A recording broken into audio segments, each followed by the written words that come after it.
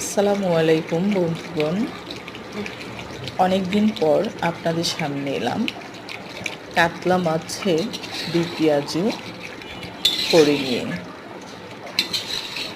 এইখানে আমি অনেক বড় একটা কাতলা মাছ নদীর,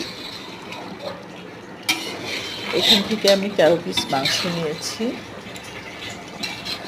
আসসালামু আলাইকুম সুপ্রিয় বন্ধুগণ, আপনারা কেমন আছেন? আলহামদুলিল্লাহ, আমি ভালো আছি। সবাইকে রমাদান মোবারক।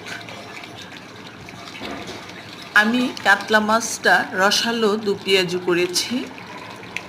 যেটা করতে আমার লেগেছে উপকরণ হিসেবে, প্রথমেই কড়াইয়ে আমি দিয়ে দিয়েছি পরিমিত সাদা তেল, তারপর দিয়েছি 8টি পেঁয়াজ কুচানো, দিয়ে আমি আদা এবং রসুন পেস্ট দিয়ে খুব ভালো করে নেড়েচেড়ে কষিয়ে নিয়েছি।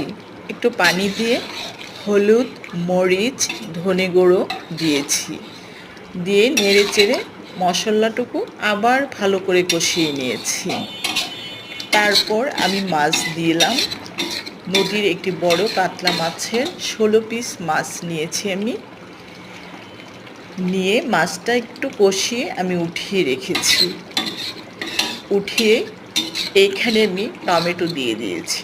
টমেটোটা একটু ভেঙে আসার পর আমি একটু ফোটানো পানি জুড়ে দিয়েছি।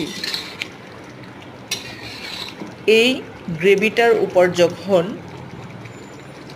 বলক চলে এসছে তখন আমি মাছটা ঢেলে দিয়েছি। মাছটা একটু নেড়ে চেড়ে ভালো করে আবার কষিয়েছি। তারপর কাঁচামরিচ, ধনেপাতা, আবার একটু টমেটো দিয়ে নামিয়ে নিয়েছি। বিশ্বাস করুন বন্ধুরা,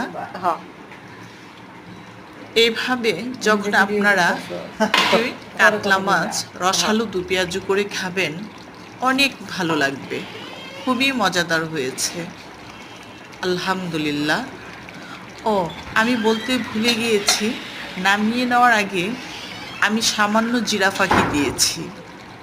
যেহেতু এটা অনেক বড় সাইজের মাছ ছিল, সেজন্য